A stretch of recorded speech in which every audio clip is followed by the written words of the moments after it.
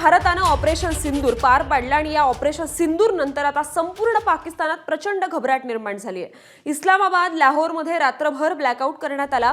रावळपिंडी, कराचीतही रात्रभर ब्लॅकआउट होता। भारत पुन्हा एकदा हल्ला करण्याची आता पाकिस्तानात भीती आहे।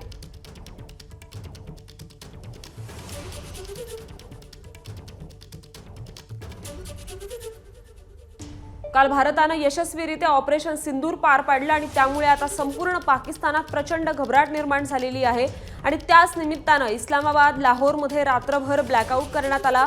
रावळपिंडी, कराचीतही रात्रभर ब्लॅकआउट करण्यात आला। भारताकडून पुन्हा एकदा हल्ला होईल का या भीतीनं आता पाकिस्तान पार बिथरलेला आहे।